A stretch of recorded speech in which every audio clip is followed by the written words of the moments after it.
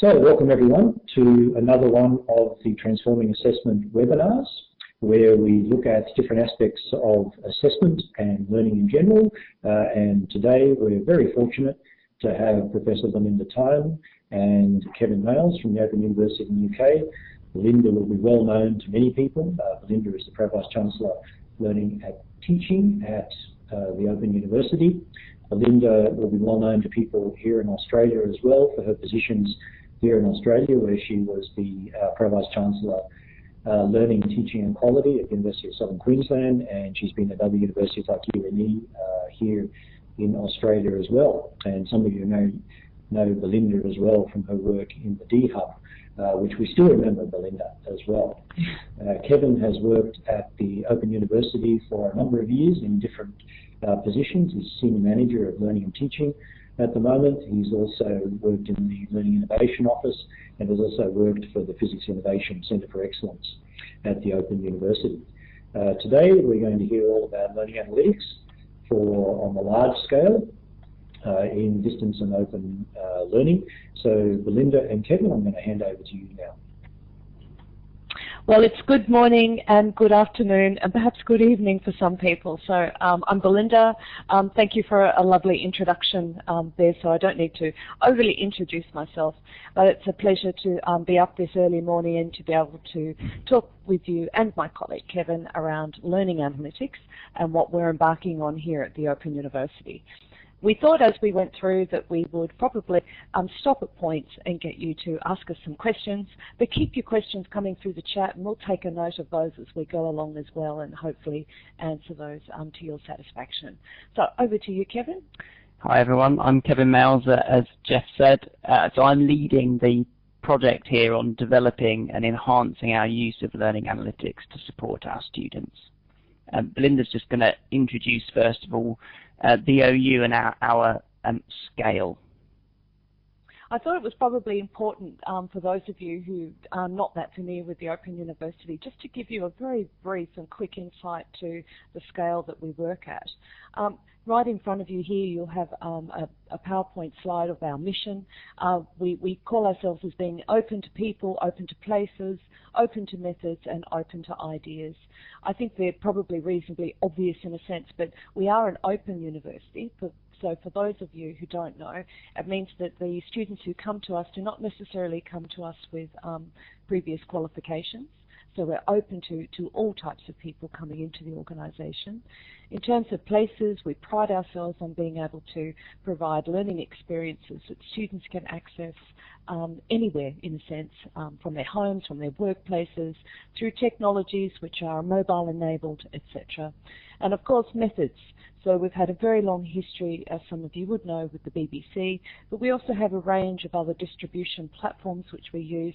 We have an extensive informal learning platform alongside our formal qualifications, and our approaches to learning and teaching are many and varied, obviously drawing upon technologies as they sort of change over time, and obviously ideas. We pride ourselves on being an innovative organisation, and hopefully after today you'll see what we're doing in learning analytics.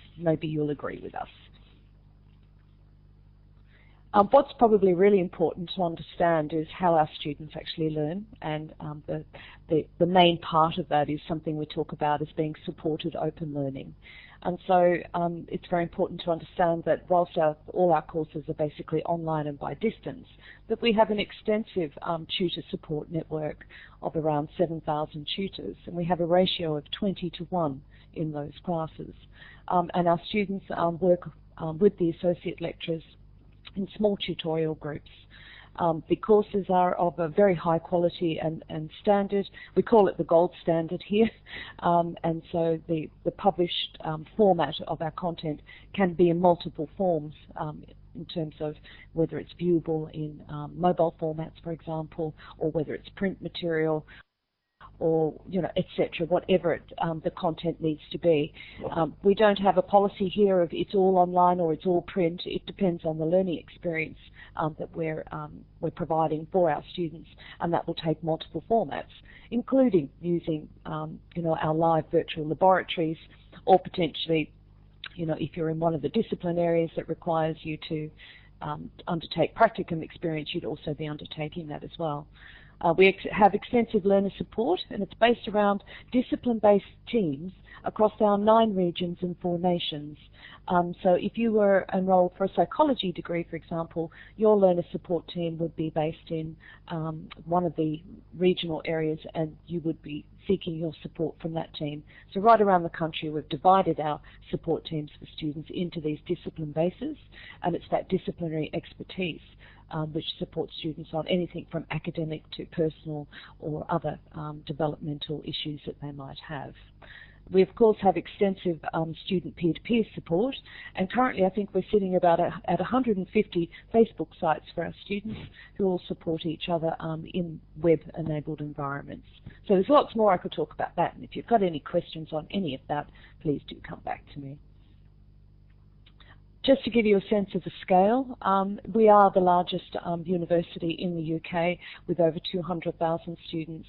We have 144 undergraduate qualifications, 110 postgraduate qualifications, and we work across 24 different countries.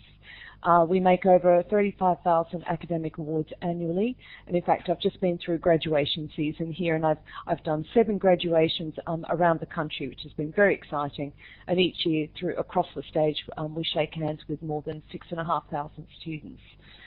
Across the regions, as I said, we have the associate lecturers, and in our Moodle-based virtual learning environment, which is highly customised, we have up to 40,000 unique users a day. And we have plenty of other stats that sit behind how our students access our virtual learning environment in terms of their devices, and we're seeing a doubling of usage of that learning environment on mobile devices just over sort of every month. For the last 6 months, we keep seeing a doubling of that rate of access, which has been a little bit surprising for us, but potentially it shouldn't be. Most of our students are undergraduate, are working full-time. In fact, 70% of them are working full-time, and other 30% are a mixture of some full-time and some people in partnership with different companies or corporations, for example. Our average age of student is dropping. We're increasingly seeing the group of students we call the Earn As You Learn group, and they're aged between 27 and 29, which is a big drop in the distance market. You tend to see the students' average age at sitting around 35. So we're actually, our market, in a sense, is getting younger all the time. We have around 31,000 disabled students, which is around 10% of our cohorts. And as I said before, we're an open university, so most of our students have no previous higher education qualifications.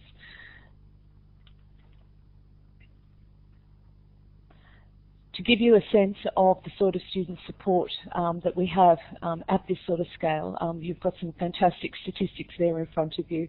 It's an extraordinary organisation to work in, because everything you do is big, as you can imagine.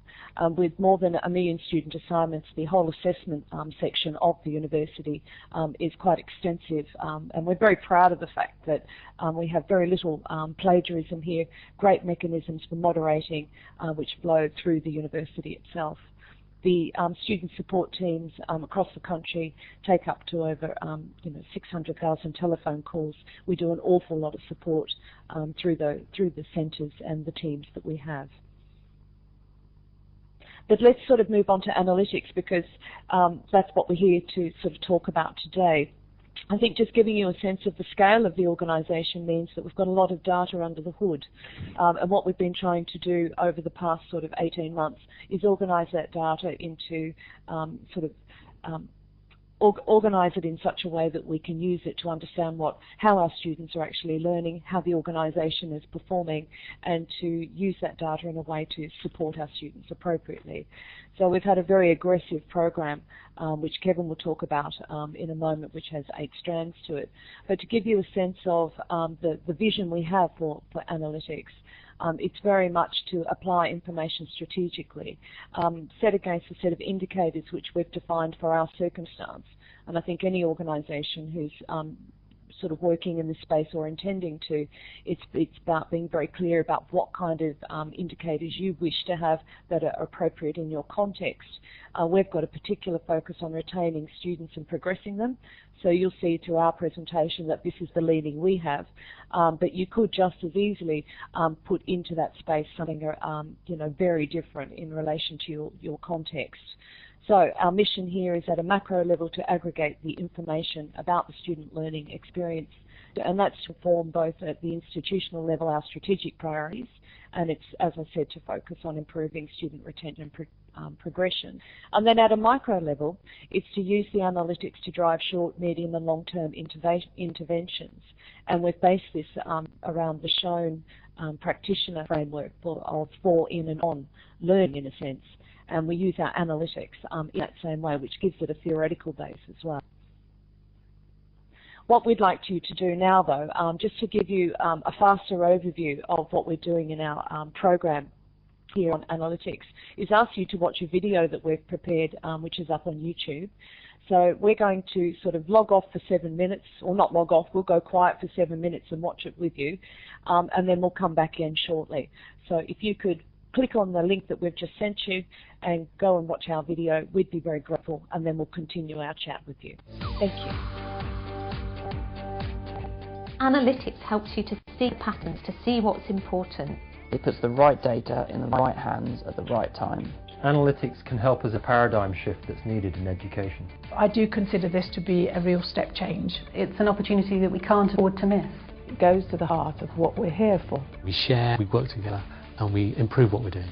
We need to get faster at getting better. Because every person is unique and needs to feel at home at the OU. The Open University has a vast amount of information about its students, information we would like to use to help our students be successful, so that we can recruit, retain, progress and complete our students. We are using the concept of Schoen's reflective practitioner framework for action, in action and on action, and this gives us a dynamic way in which to work with analytics.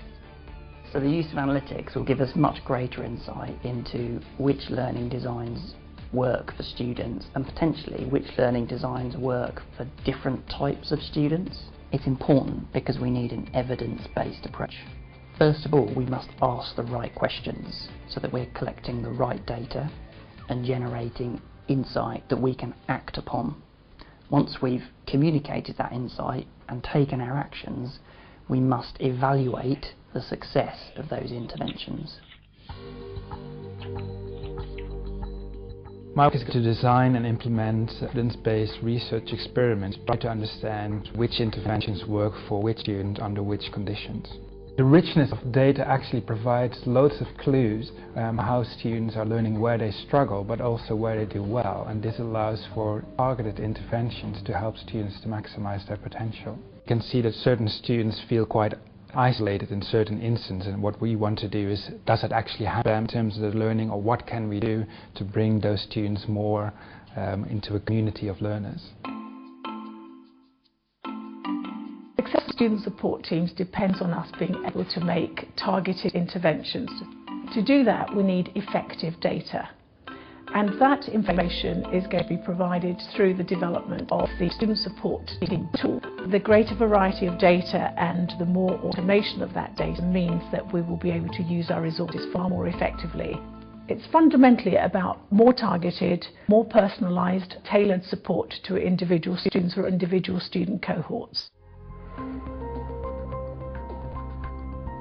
Without visualisation, it's very difficult to see what the key priorities are. So we're trying to cut through and pull out what's really important. But the real change now is on real-time analytics. For example, we're producing module activity maps. These show key points in the student journey. The self-service analytics portal will put some of the power in the hands of the end user, where they'll slice and dice through the data to look at different cuts, for example, by faculty, by programme. The ethical issue is around the balance between transparency towards the student, what we tell them that we're doing with their information, and the need for the university to maintain a representative and robust data set. So the more open that we are, the more complex that we make the procedures and our policies, to be transparent, the more problems that we introduce for ourselves internally. If we choose not to use analytics, then we're really doing the student a disservice, because we're making a decision not to use information that we hold about the student in order to help them to complete their studies. Okay, so let's hope people have come back to us.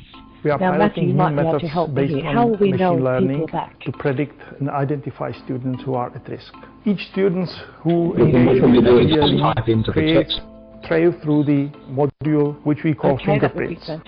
Students who are within the fingerprint are likely to succeed. Students who are outside of the fingerprint are in potential risk of failing. That's absolutely fantastic. Okay, well that looks like most people are back. I hope you enjoyed watching on summarising the data, providing reports so that those who really need to use it can cut down the time it takes them and focus very much on the so what are we going to do about this? We're now teaching all our modules online, so we're getting to see, as students are studying, how they are responding to that teaching through their interaction with the online environment. This radically can change how we set up the experience for students as we start to be able to see how they respond. The great thing that the Analytics project provides is a really exciting basis for a professional development community across the university. The community is a group of academics who have a single purpose, a core purpose. So this community is really important because we need to learn from each other. Because we've got so many students and so many different modules, we're able to develop a huge data source that enables us to work in a much more exciting way.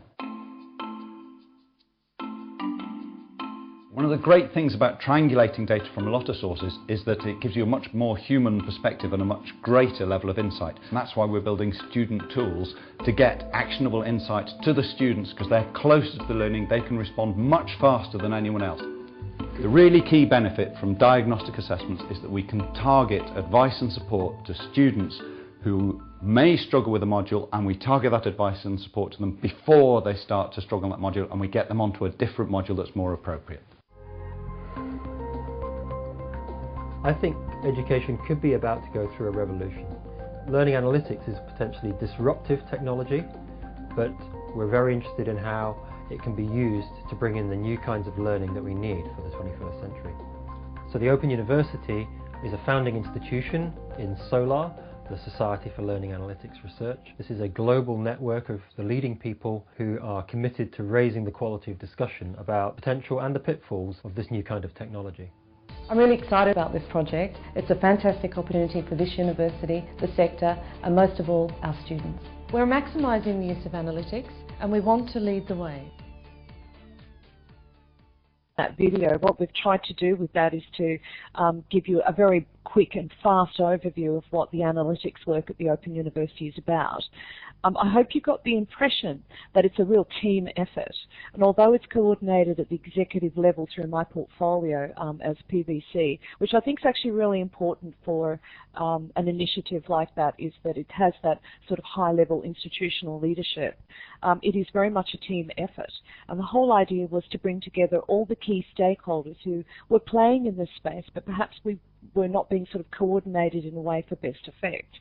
And so what we've brought together here is that, you know, our staff, our academic staff, who are forming that lovely community of practice and who we work very closely with in terms of our interventions. Key areas in our administrative side of the organisation, including, you know, where student surveys are done, researchers in terms of IET and KMI and all the predictive work we do with them, the information office, which holds a lot of the data that we need to work with, and of course connecting into the global network. So in a sense, it's, you know, I hope we've given you that sort of impression that we're trying to consolidate what we do as a university. We've become very focused about what we want to work on so that we're not too scattered. Everyone has a very clear role, and so responsibility and accountability is had through the various work streams we've got, and we have a governance process so that everyone's very clear about how they fit as part of this puzzle. And again, just to emphasise that the coordination at the executive level gives this a lot of what would you say, sort of oomph, doesn't it? It gives it presence, you know, within the organisation itself, and a level of importance that we're taking this seriously. And just to give you a measure of that, we've actually aligned our analytics work with the University Tracker, which is actually a really important dashboard for us in how we actually you know, measure how we're progressing in terms of some of those KPIs about retaining, progressing and completing our students. So moving on from the video, let's give you some specifics now, and I'll get Kevin to introduce you to our analytics cycle and take you through in more detail some of what we've just sort of shown you. But perhaps before we go to there, this is a nice opportunity to pause. So if anybody wanted to ask any questions at this point about, you know, overall the university itself, or the bringing together of analytics under this sort of coordinated program of work, now would be a great time. And you can either type in a question or a comment, or you can put your hand up if you'd like to take the microphone.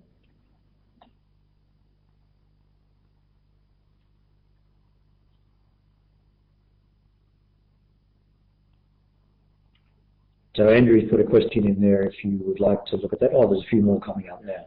So I'll let Belinda and Kevin, if you just want to start looking at the chat box. Yep. I could talk a little bit to the ethics work that we're doing perhaps up first, because I think that's been the most interesting part of the project. And in fact, we've engaged with that very early and have a policy that is shortly going through our governance area. We've used a consultative process to reach agreement on that. And yes, we have worked with our legal department as well. And we'd be more than happy to share where we've got to on that if anyone's interested in seeing that. It has been an interesting process in terms of talking to students in particular about their expectations of how we use their data. Just up on your screen there, you'll see that we've got the 8 principles which we have used to consult with staff and students, and from which we now have agreement. So you can read through that at your own leisure, and we'll talk a little bit more about that when we get there. In terms of how lecturers use the data, again, we'll probably get to that, but part of our focus has been quite strategic on various modules or courses within the organisation, and our staff have a live desktop so that they can actually have a look at data in real time from their desktop, so that they can you know, put interventions in place, etc., or just talk with their teams about, you know, how the learning's actually going. So maybe if I just answer on the Moodle one, perhaps? Yeah, the question around the Desire to Learn platform. I'll demonstrate a tool later on that's been developed by our Knowledge Media Institute, which is building a similar model to the Desire to Learn student success module, using similar principles, but it's not using all of the data feeds or done in exactly the same way as the Desire to Learn model. We think, because they're quite cagey about how that model's been built. And when we demonstrate that tool to you, you'll see that we've focused it around the performance criteria which we're observing and which points of data we're using. So it's quite precise to what we're looking for. At this point in time, the data is not distributed or disseminated to students, but as part of this project, we are developing a student dashboard, so it will. Okay, yes, we will share the slides. Yes, and we are recording all that. So what we'll do is we might head on into the next part of it, and because some of your questions are related to the next part of the presentation. Okay, let's go. So this slide, it encapsulates our analytics cycle, if you like. I'm just going to start, I'm going to try and use the pointer here at the top. So these are our outcomes, if you like. We want to recruit the students onto the right courses, retain them through their qualification so that they make adequate academic progress to complete their studies. And we have 2 broad categories of activity that underpin that. Our learning and teaching activities, the design of our modules, how we deliver the learning through our virtual learning environment or through print, physical media, and our student support activities that Belinda alluded to earlier on, our student support teams that provide support to our students when they need it. And we have our associate lecturers who look after their tutor group, if you like, of 20 or so students. And in time, I wouldn't like to claim that we're as close to this as we'd like to be now. We want those activities to really to be informed by evidence of what we know drives student success. So this is a key part of our analytics cycle that we're looking to enhance now, and that the evaluation of the work that we do, the interventions that we take, evidence of which learning designs work for which types of student, feeds into a much richer picture and understanding of what drives student success at the Open University, and feeds up the cycle through our activities to impact success. And a crucial part of the cycle that also we have to do a little bit of enhancement work on is getting the right indicators and measures at each level. So that's at the level of evidence of what makes a difference, measures of our operational performance, how we actually doing to impact success, and those outcome measures into the right dashboards and reports at various levels, so from the top executive level through to those colleagues on the ground who are taking action to impact success, our student support teams, our module teams, to drive the appropriate action. So we like to see this cycle as, if you like, the vision in action, what we're looking to practically achieve through implementing the vision. Just wanted to quickly see what we mean by analytics. So often analytics is seen as the dealing with the data bit, and we see it as much wider than that. So right from the point of, are we asking the right question, defining the question that we have, what we want to know, so that we're collecting the right data. We live in a so-called big data world now, and for us it's not about collecting more and more and more data. It's about collecting the right data and generating the appropriate insight from that data that enables us to take action. And there's a key little bit in the middle here, which again is crucial in terms of that communication of those findings. So can we communicate that insight in an effective way to colleagues who can take action on it? And in our program we have a large strand on improving our data visualization capability across the organisation. I'm just going to pause for a second as we're getting into the detail now, and there's questions flowing through the text chat. I think, Matthew, we're struggling to keep up with the text chat here, so if you do see any particularly interesting questions, feel free to break in and ask them at any point in time. And we've got some help there from our colleague Tim, who's also helping answering some specific questions about Tim. The OU. So thanks, Tim. Really pleased about that. And Sally Jordan's there too, so our colleagues can help us answer those questions. So I think, you know, it's really important here in this pie chart, which we'll break out into sections in a moment, is to sort of demonstrate to you that our strategy is based around 3 key underpinning strengths. And we need to develop these more as an institution, and are doing so at the moment in terms of collectively bringing things together and our stakeholders around these 3 areas. And each of the sections of this pie are equally important, so we wouldn't highlight any one of them as being more than the other. And so that availability of data, well, of course, I mean, you know, our organisation here has an enormous amount of data in various different places. So bringing that together into one place has been sort of happening at the Open University now for about 2 years, and by the end of the year all data will be in a single data warehouse. Making sure we've got the right data in that warehouse is what we've been working very hard on over the last 18 months, and that continues to be a work in progress, and I suspect it will never be done, but we are looking forward to the day where we can turn off the multiple data points we've got and have a trustworthy and reliable place for a single source.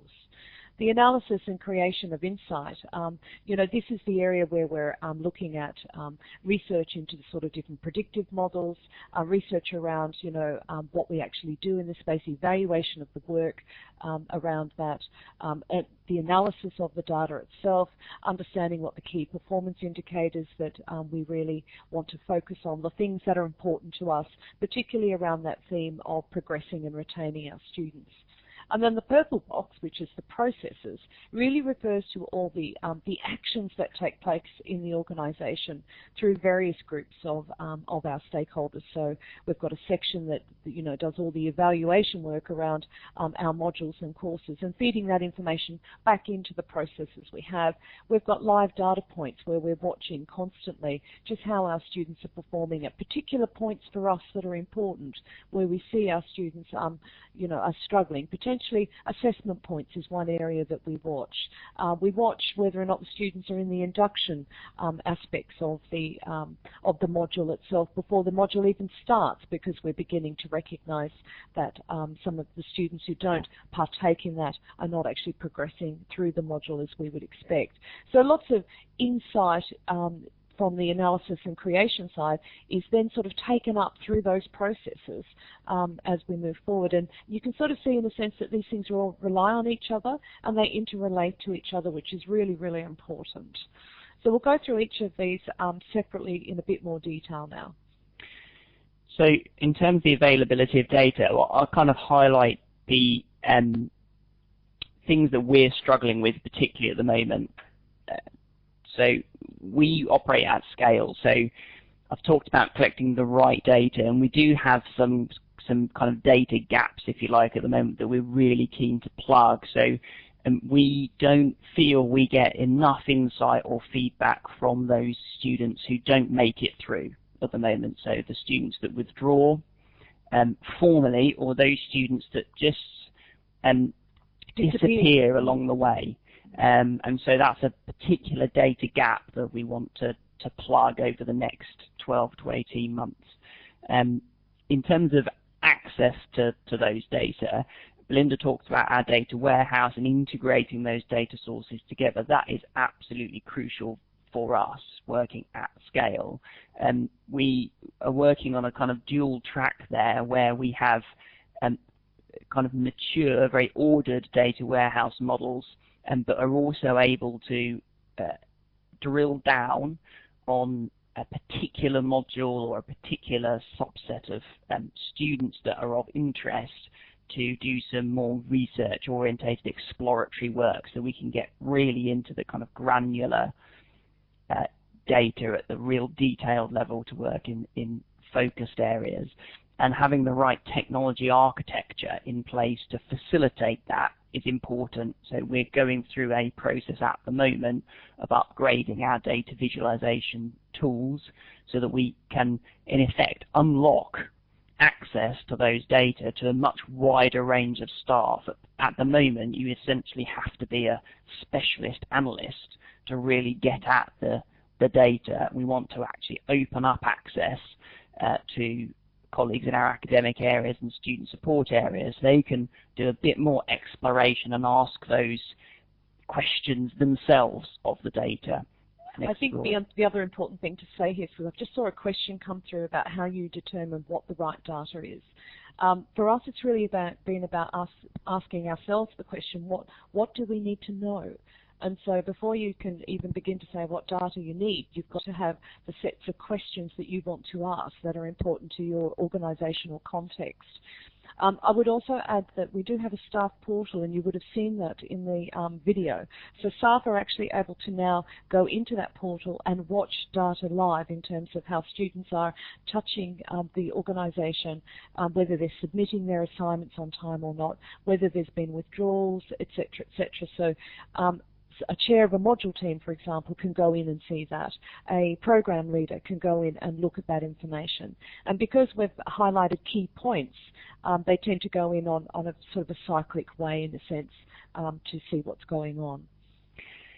One of the real challenges we have here is things are excuse me, moving so quickly all the time. So just about got to grips with collecting data from our virtual learning environment in terms of student engagement with those activities, and we develop our OU Anywhere app for iPad and Android so that students can access those materials on their tablet devices, and therefore that flows through to the data requirements for knowing what students are doing and how they're engaging there. Moving on to the creation of insight then, and this area of strength is really about us being able to have a dual approach of being able to rapidly prototype experimental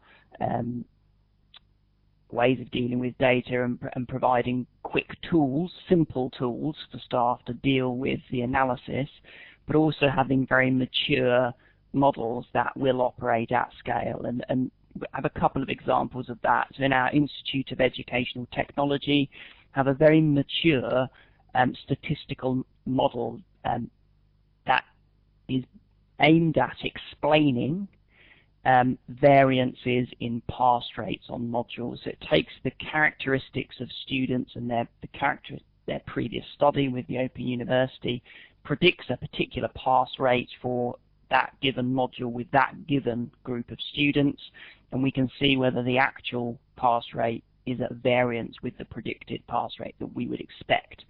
And that's a very mature model, and that helps us with our quality assurance and quality enhancement activities.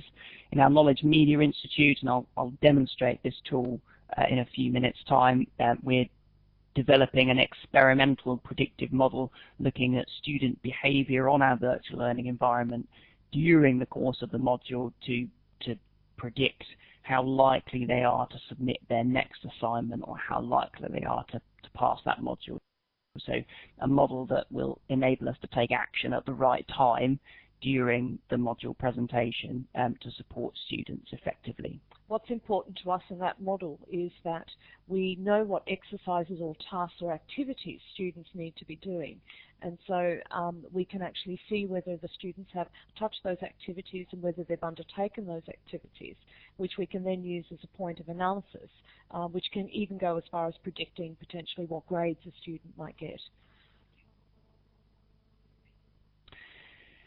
Crucially, and as important as those data bits, if you like, are the processes that are actually going to impact student success. And we've identified 4 broad kind of categories of process, if you like. We can take direct intervention with students, individual students, if we see that they're struggling.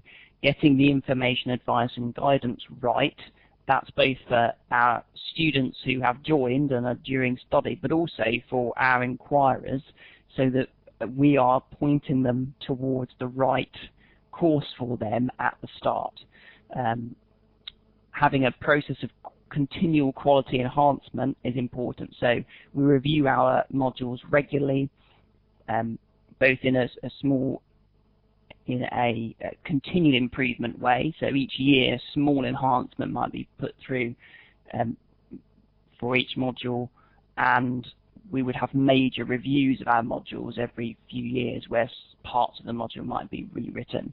And then fundamentally, our actual learning design approach to creating new curriculum and the way in which we deliver those curriculum need to be informed also by the analytics we have over what works for students.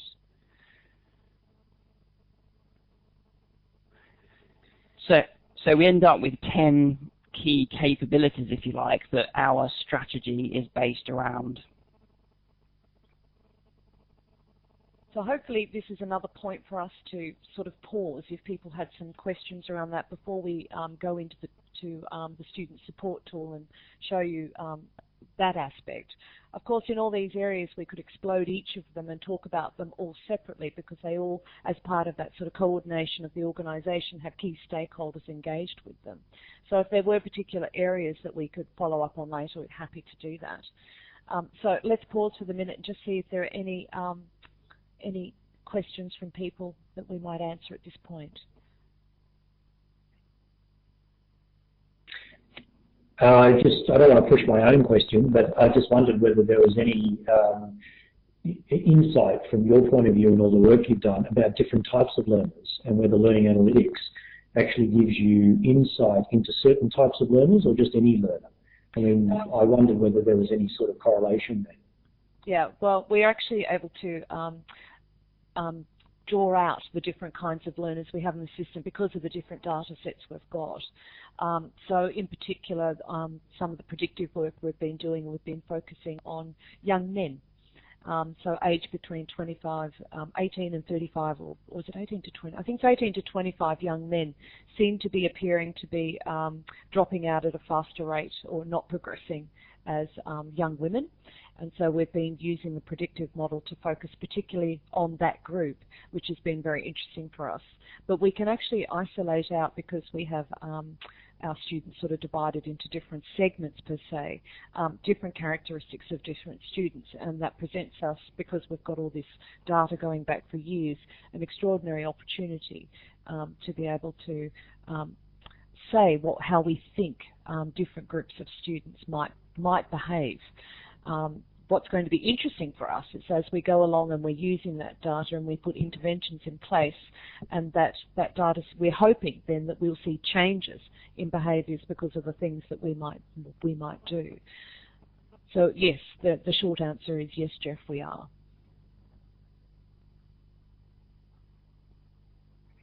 Oh, someone's just said, well, will it mean that we won't recruit young men? No, of course not. What it will mean, though, is that being aware that young men form a risk group is understanding really then their behaviours and what kind of learning experiences may be better or not better for them, what kind of support would be appropriate. Well, we can hear someone typing potentially. Okay, well, we might press on. So I'm going to show some screenshots now by way of a demo of our student support tool. I was hoping to do a live demo.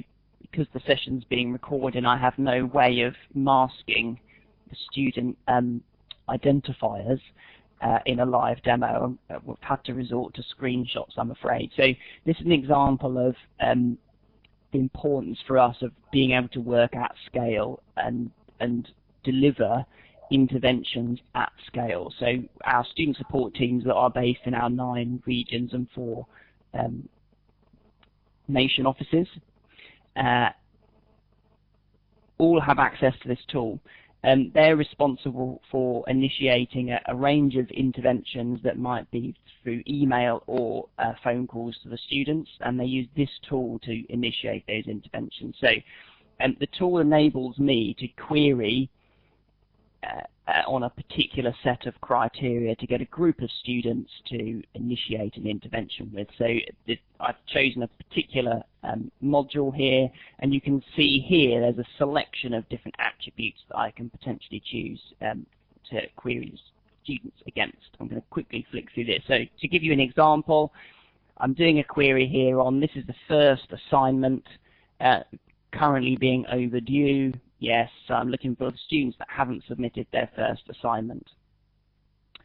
I might want to know whether they'd previously withdrawn from modules, because that might be a particular factor. I might want to focus down on perhaps students that haven't submitted their first assignment but had previously withdrawn from modules. And we've got data flowing in from our virtual learning environment here. So I also might want to focus down on those students that perhaps have visited our virtual learning environment less frequently than other students. So I'm going to pull all of that information into my query. We've also done some custom work within Moodle, which our virtual learning environment is built on, for us to be able to pick up specific activities that might be particularly important for this particular module. I'm not going to include this in this query, but just to show you that on this module there's 3 types of activities, and in this type of activity itself there are 3 particular links that the module team have identified they want to be able to track whether students have followed those links or not. So I submit my query and I get my list of students back. I think I've got 84 students in this list, and now I can select the students that I want to intervene with. I particularly select these 2. They've got low or no VLE activity within the last 14 days. We know they haven't submitted their first assignment. And just picking up, one of the reasons we need tools like this to work at scale, if you notice this restricted contact field, one of the students has a restricted contact flag. That might mean that they're either under 18 years of age, so I need to be careful how I contact them. they may be a prisoner, an offender learner, so we wouldn't be able to email that student. There would need to be another type of contact made, or there might be another restricted flag for some other reason against that student. So that would mean I'd have to look into that student's record to decide how I would contact that student. I can now initiate an email or phone call intervention with these students.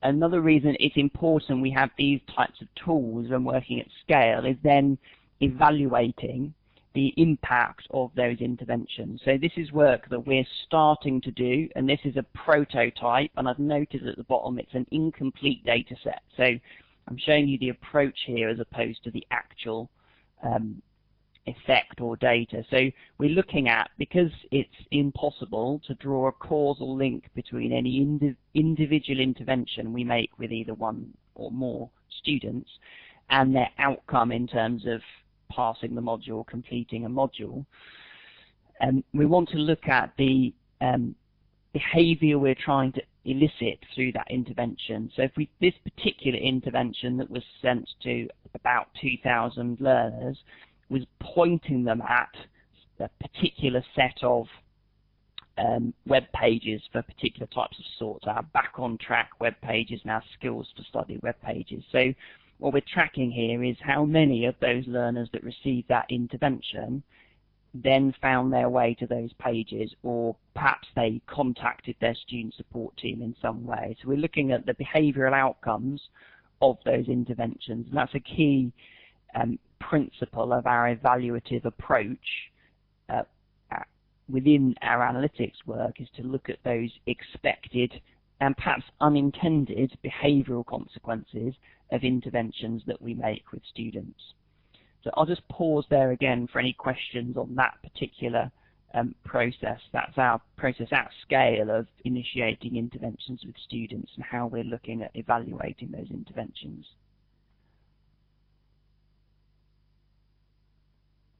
I just want to answer that question that I think, Jock, you sent through about whether or not we're doing any text analysis.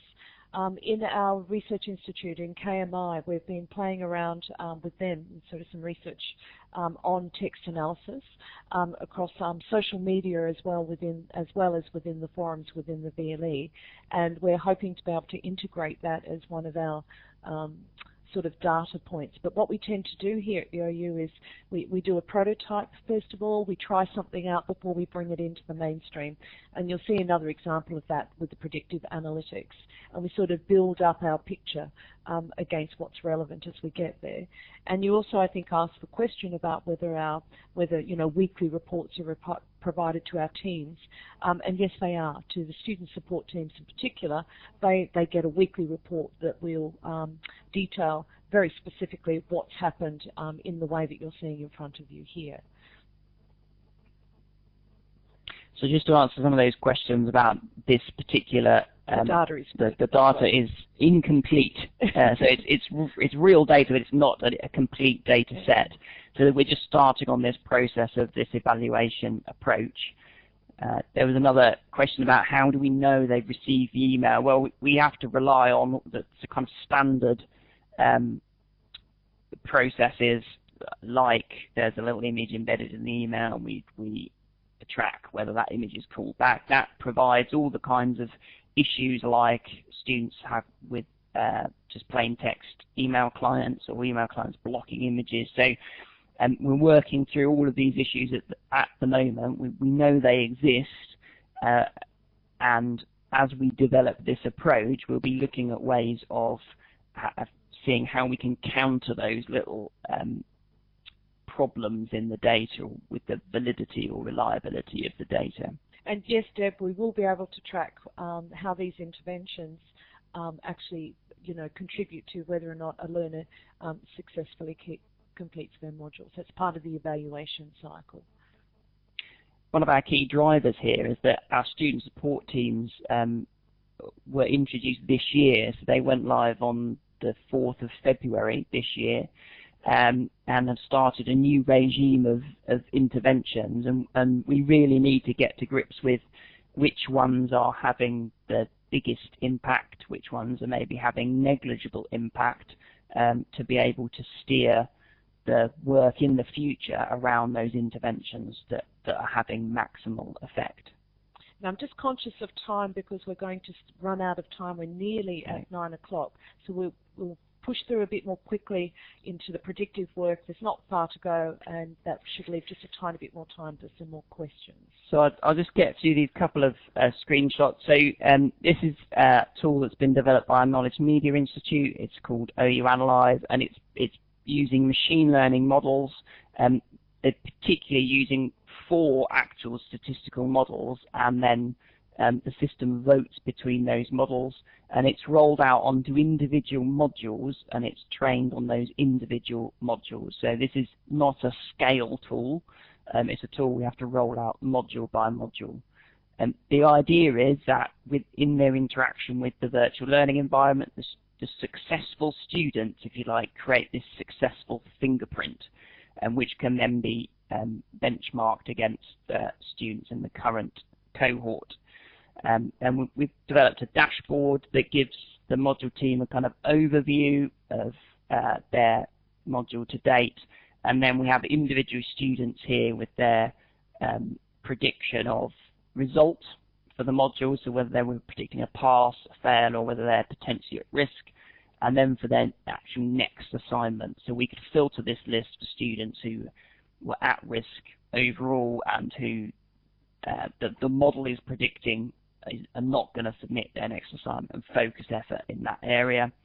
And just a little, I'll pick out this slide here, a little tool that is only starting to be worked on is based on that analysis, pulling out an individual activity recommender for that student based on what they haven't done that successful students in the past have done, and we can start hopefully to really personalize that recommender relative to, say, the amount of time leading up to the next assessment. So if a student had the question, so what's really important for me to focus on right now, we may be able to give them that guide, and that may become one of our student tools that we'll trial.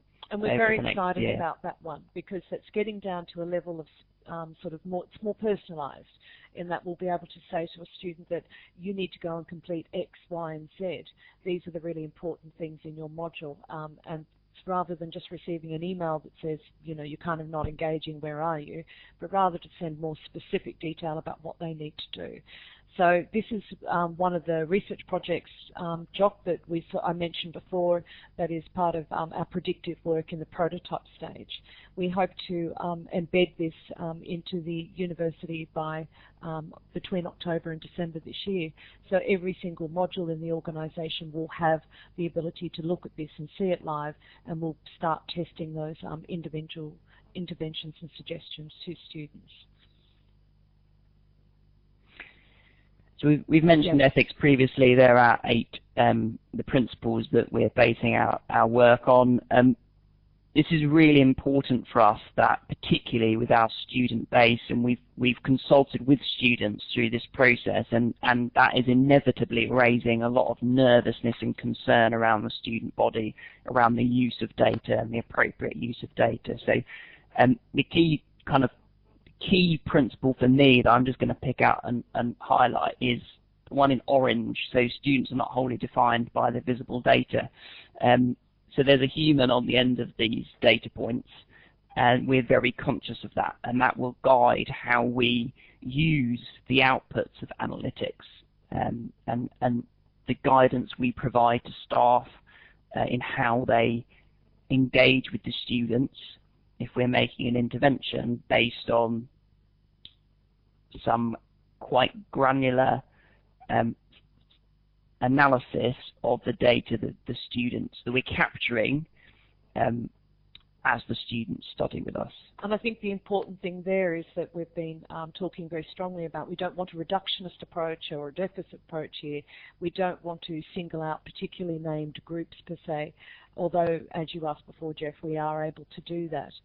It's very important that we understand our students are whole people that interact with us. So as I said, that policy is going through our governance at the moment in its final stages, and once that occurs, we're more than happy to share that with others. We have been working with various global groups that are working in this space as well and looking at what they're doing too. So I think we also have some contacts in that space if colleagues are interested, because I think this is a hotly debated area around this work, and it's probably quite important to get that framework sorted out pretty early on in a program work that we're presenting here. So that's given you a really fast overview, and I'm sort of conscious that we only have a few minutes left, and you've been sending in lots of questions, and we can't get to them all. I don't really know, Matthew, how you'd like to handle this further, but there are a few more minutes if anyone would like to ask a particular question before we end the session.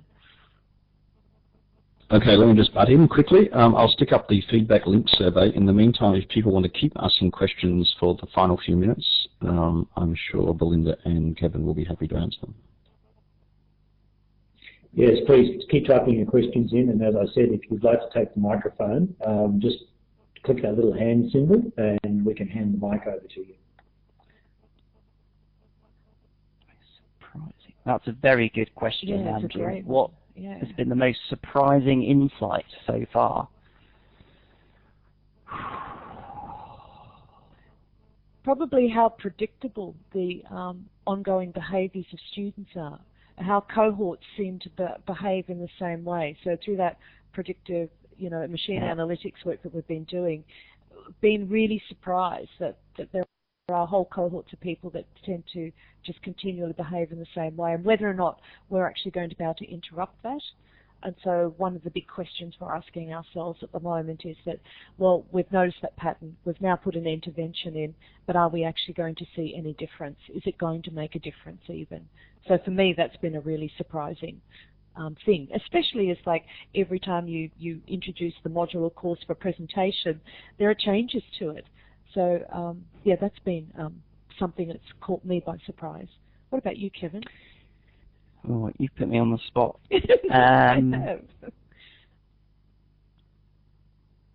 Okay, I'm going to turn it round.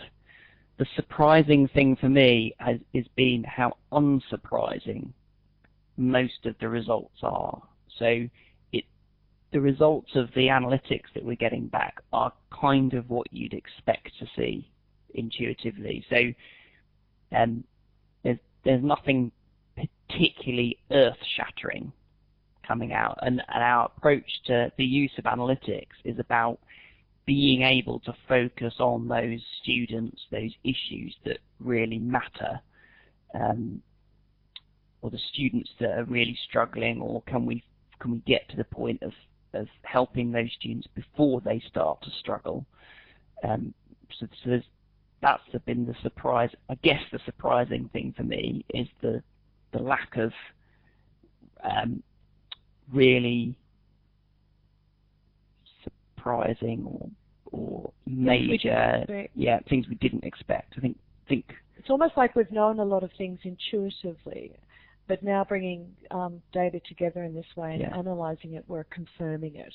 And that's a very useful thing to do, because this organisation in particular is very data-driven, and resource is scarce everywhere you go. So in terms of being able to say, well, we need resource in order to do X because we've got the evidence for, is actually really useful in this environment.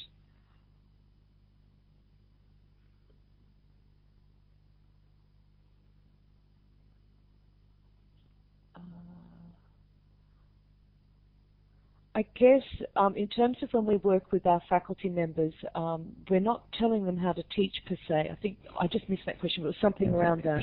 Interventions with staff. Yeah, what we do is we work with teams. So we've sort of targeted at the moment, our largest modules where we've got, 4,000, 5,000 and 6,000 students on them. We work with the module team in helping them understand, helping them analyse the information they've got, and we work with them through sort of learning design groups, or just that team, to talk about, well, what kinds of things might we need to change here, or things we need to do differently. And so it really is a group or a team experience in terms of suggesting what that might be. I don't think we've had the issue yet where we've had to go in, kind of with our capes on and say, you have to stop what you're doing and you must do it this way. And I don't think we would get to that here unless there was something very seriously wrong going on.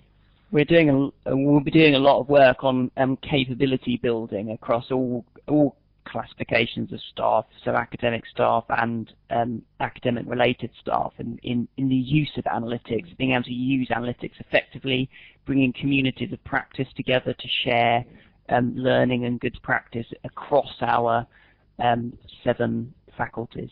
In fact, we are seeing it as a positive experience, and where the key performance indicators sit is really at the faculty level, on the high level performance indicators around are we retaining and progressing more students.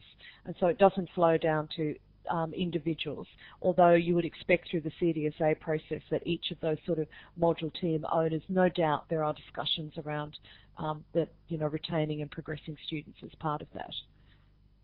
But at the moment, it's being viewed as quite a positive experience. We're not using it as a stick. And I would be very disappointed if we went in that way. And given I am, in the executive level of the team, that will not be the direction that I'll be taking it. So in answer to that final question, no, we're not tracking academics and tutors like we do with students.